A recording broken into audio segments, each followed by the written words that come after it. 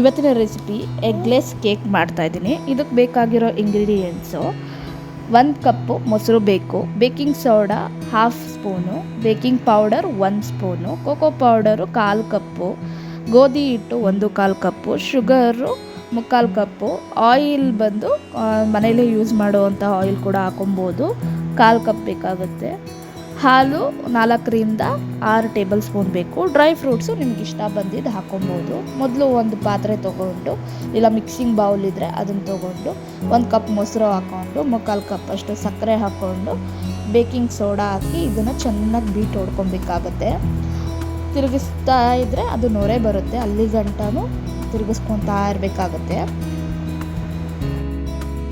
Vegetarians ಕೂಡ ಈ ಕೇಕ್ನ ಮನೇಲಿ ಮಾಡ್ಕೋಬೋದು, ಯಾಕಂದರೆ ಇದರಲ್ಲಿ ಎಗ್ ಬಳಸಿರೋದಿಲ್ಲ, ಮೊಸರು ಹಾಕೋದು ಮತ್ತು ಆರ್ಟಿಫಿಷಿಯಲ್ ಕಲರ್ಸ್ ಕೂಡ ಆ್ಯಡ್ ಮಾಡೋದಿಲ್ಲ, ವೀಟ್ ಫ್ಲೋರಲ್ಲಿ ಮಾಡೋದು, ಹೆಲ್ದಿ ಮೈದಾ ಯೂಸ್ ಮಾಡಿಲ್ಲ. ಸೊ ಮನೆಯಲ್ಲಿ ಹೈಜೀನಾಗಿ ಮಾಡ್ಕೊಬೋದು. ಬೀಟ್ ಹೊಡ್ಕೊಂಡೆಲ್ಲ ಆದಮೇಲೆ ನೊರೆ ಬಂದಿರುತ್ತಲ್ಲ, ಅದಾದಮೇಲೆ 1/4 ಕಪ್ಪಷ್ಟು ಗೋಧಿ ಹಿಟ್ಟನ್ನ ಸೇರಿಸ್ಕೋಬೇಕು ಮತ್ತು ಕೋಕೋ ಪೌಡರ್ ಸೇರಿಸ್ಕೊತಾ ಇದ್ದೀನಿ.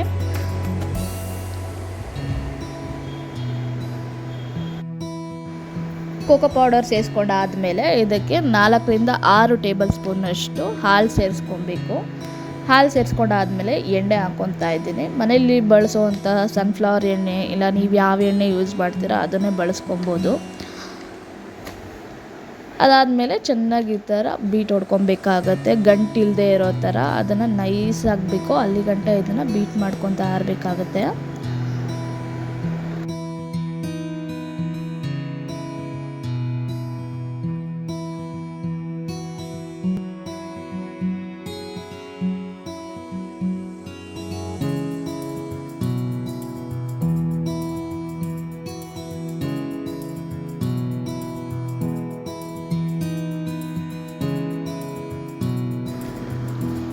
ನಾನಿಲ್ಲಿ ಫಾಸ್ಟ್ ಮೂಡಲ್ಲಿ ತೋರಿಸ್ತಾ ಇದ್ದೀನಿ. ಅದು ನೀಟಾಗಿ ಒಂಚೂರು ಗಂಟಿಲ್ಲದೆ ಇರೋ ಥರ ನಾನಿಲ್ಲಿ ಯಾವ ಥರ ತೋರಿಸ್ತಾ ಇದ್ದೀನಲ್ಲ ಆ ಥರ ಅದು ಆಗಬೇಕು.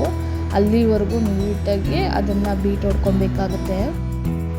ಈ ರೀತಿ ಮಾಡೋದ್ರಿಂದ ಕೇಕ್ ಕೂಡ ಸಾಫ್ಟಾಗಿ ಸ್ಪಾಂಜಿಯಾಗಿ ನೀಟಾಗಿ ಎಲ್ಲೂ ಗಂಟಿಲ್ಲದೆ ಇರೋ ಥರ ಆಗುತ್ತೆ. ಅದಕ್ಕೋಸ್ಕರ ಮತ್ತು ಇಲ್ಲಿ ನಾನು ಗೋಡಂಬಿ ಹಾಕ್ಕೊತಾ ಇದ್ದೀನಿ. ನಿಮಗೆ ದ್ರಾಕ್ಷಿ ಆ್ಯಡ್ ಮಾಡ್ಕೊಬೋದು, ಇಲ್ಲಾಂದರೆ ಬಾದಾಮಿ ಇದ್ದರೆ 3 ಸೇರಿಸಿ ಅದನ್ನು ಆ್ಯಡ್ ಮಾಡ್ಕೊಬೋದು. ಆ ಗೋಡಂಬಿನೆಲ್ಲ ಹಾಕಿ ಒಂದ್ಸಲ ತಿರುಗಿಸ್ಕೊಬೇಕಾಗತ್ತೆ. ಕೇಕ್ ಒಳಗಡೆ ಕೂಡ ಗೋಡಂಬಿ ಒಂದೊಂದು ಬೈಟಲ್ಲೂ ಸಿಗ್ತಾಯಿದ್ರೆ ಅವಾಗ ಚೆನ್ನಾಗಿರುತ್ತೆ. ಮತ್ತು ಮೇಲೆ ಕೂಡ ಗೋಡಂಬಿ ಹಾಕಿ ಅದನ್ನು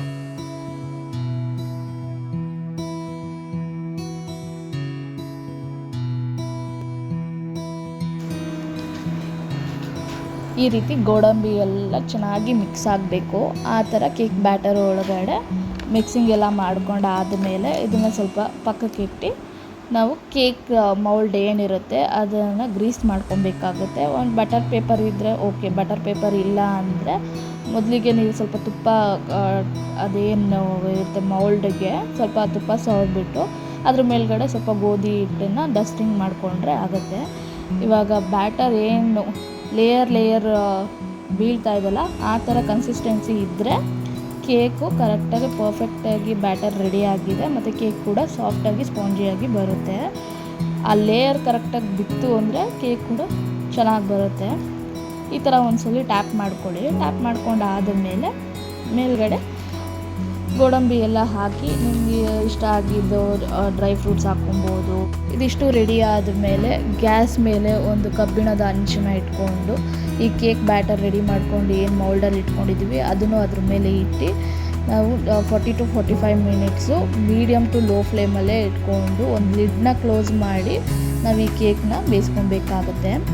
ಮನೆಯಲ್ಲೇ ಸೂಪರ್ ಟೇಸ್ಟಿಯಾಗಿರುವಂತಹ ಎಗ್ಲೆಸ್ ಕೇಕ್ ಮತ್ತು ಹೆಲ್ದಿ ಕೇಕ್ ರೆಡಿ ಆಗುತ್ತೆ.